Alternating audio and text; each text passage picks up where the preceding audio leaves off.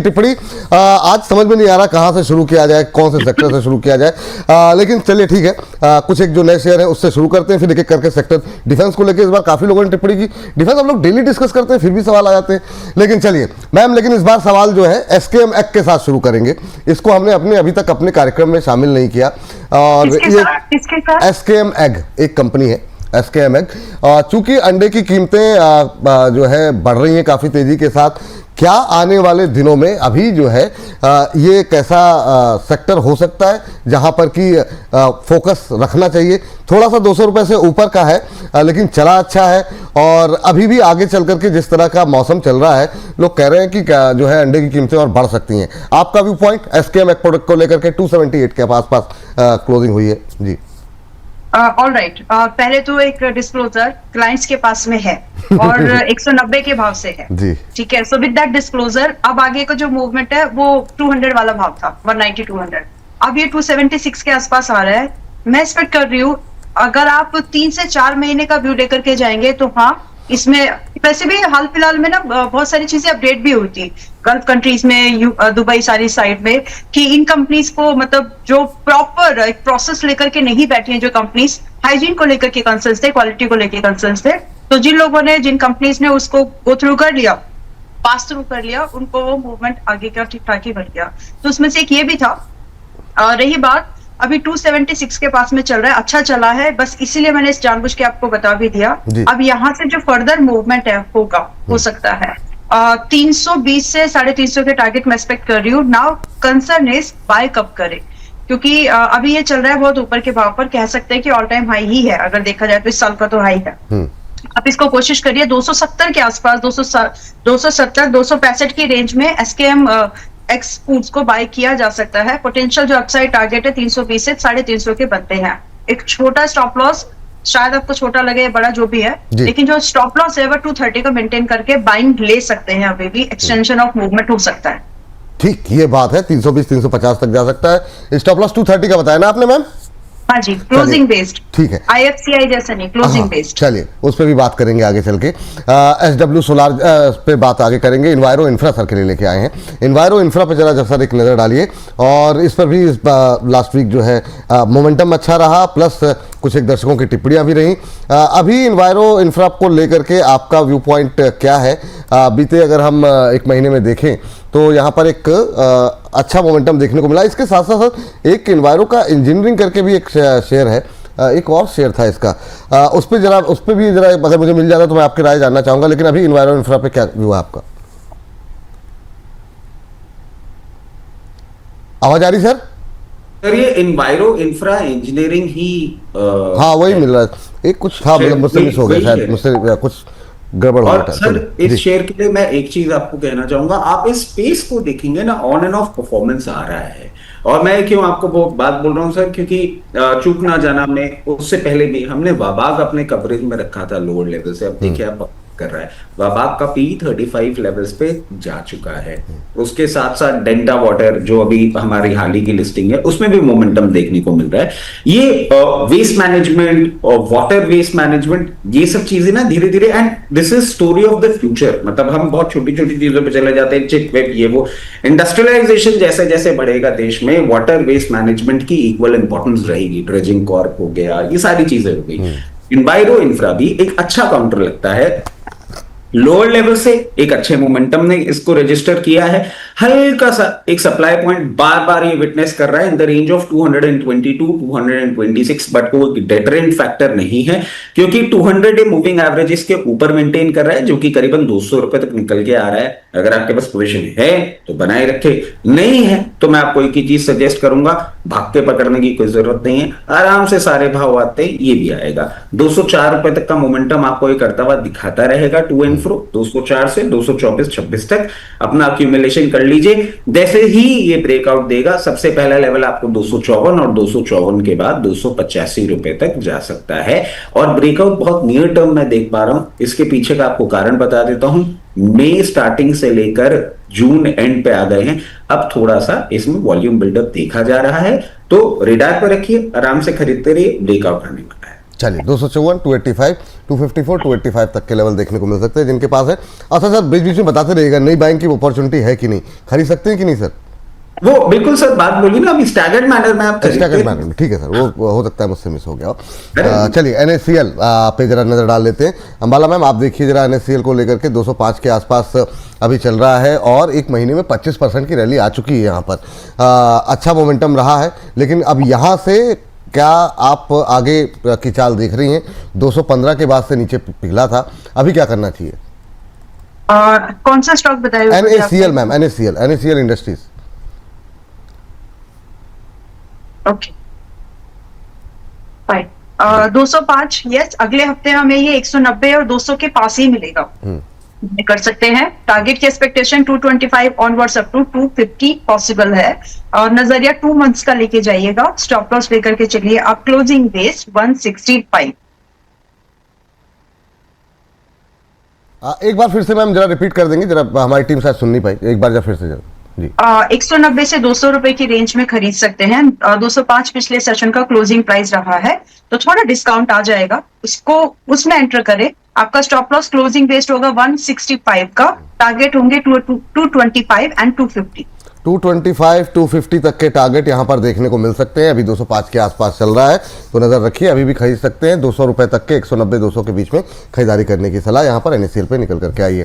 चलिए, और भी बहुत सारे अच्छे अच्छे शेयर हमने निकाले हुए हैं, आगे बातचीत करेंगे, लेकिन चूंकि जो है एक टिप्पणी डिफेंस को लेकर के आई थी, और चूंकि डिफेंस में काफ़ी सारे डेवलपमेंट भी रहे, बीच में चला भी अच्छा, लेकिन सर अभी क्या करें, SCI चूंकि हमारे बजट में है, तो SCI पर तो हम आपकी राय जानना चाहेंगे। फेवरेट स्टॉक्स जो कि अभी बाय किया जा सकता है, आप दोनों की राय, क्योंकि लंबा डिस्कशन नहीं करेंगे, क्योंकि डेली हम लोग डिस्कस करते हैं, सिर्फ छूते हुए निकल जाएंगे। SCI के अलावा अभी क्या खरीदें और SCI पे क्या करना है? सर SCI तो बोनस परिवार के सदस्यों को 196-98 लेवल से सजेस्ट करा ही रखा है। इसको लिटरली अपने बच्चे की तरह पाल पोस के बड़ा कर रहे हैं सर। अभी और ऊंचा जाएगा, कोई परेशानी वाली बात नहीं है। लास्ट वीक भी जब हम डिस्कस कर रहे थे, उसके पहले भी 288 लेवल्स के स्टॉप लॉस के साथ आपको पोजीशन बनाने की राय दी गई थी। अभी भी राय वही रहेगी, स्टैगर्ड मैनर में करिए, कुछ नहीं भागने वाला है, कुछ नहीं भाग रहा है, स्टैगर्ड मैनर में करिए।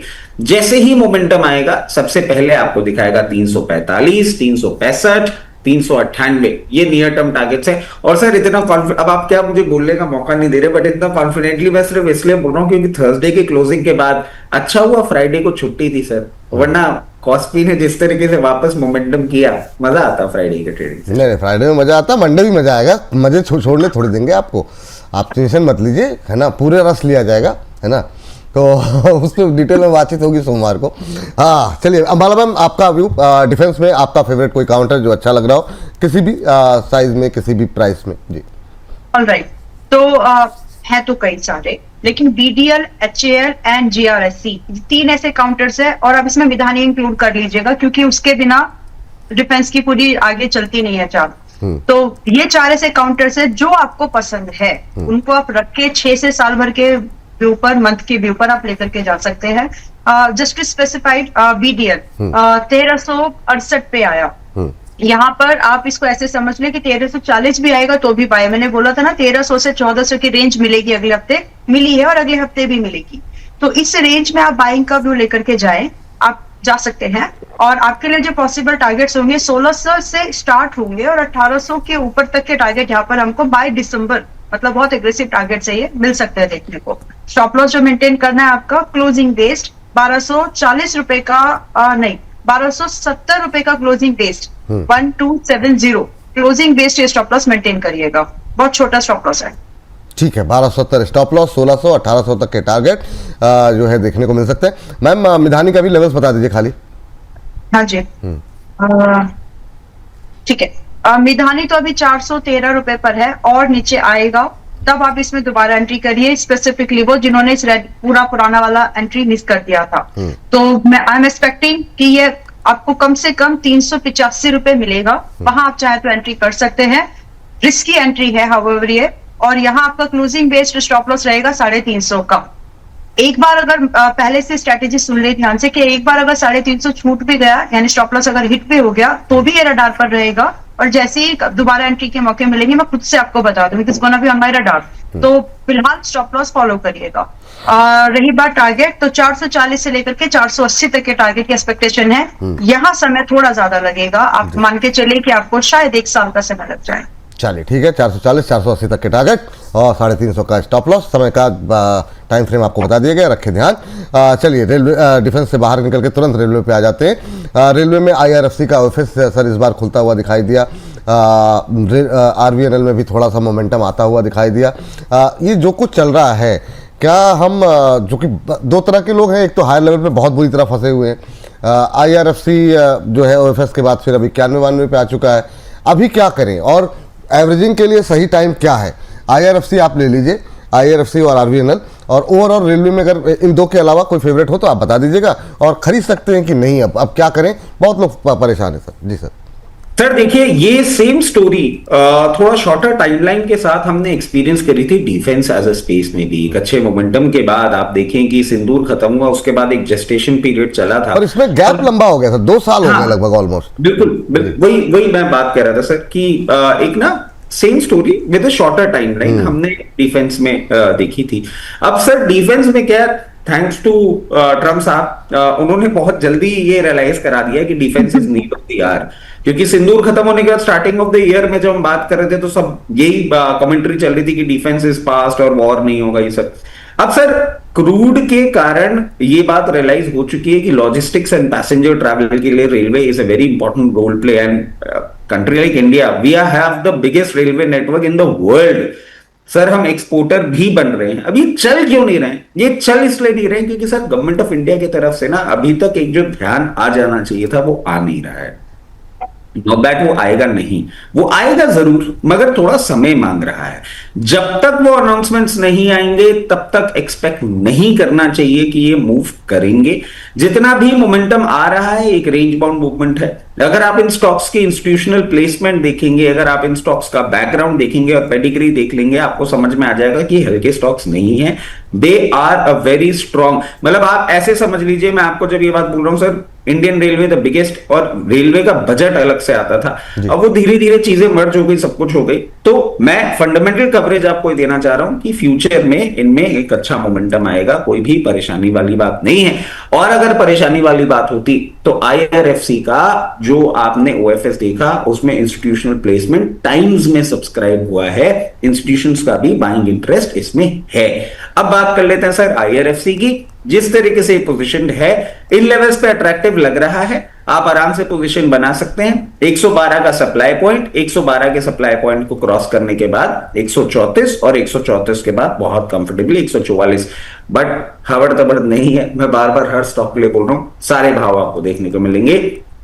RVNL में एक मोमेंटम आया है, but sir time and again मुझे RVNL के अब इस मोमेंटम से डर ये लग रहा है कि टेक्निकल पैटर्न्स पे हायर हाई हायर लो बना रहा है ये। अब अगर ये नहीं ऊपर जा रहा है तो एक और लो की तैयारी करता हुआ दिख सकता है, जो कि हम बार बार बोल रहे हैं 208 से 212 की रेंज, उस रेंज को भी एक बार टेस्ट करता हुआ दिख सकता है। टेक योर टाइम, कोई जल्दी नहीं है।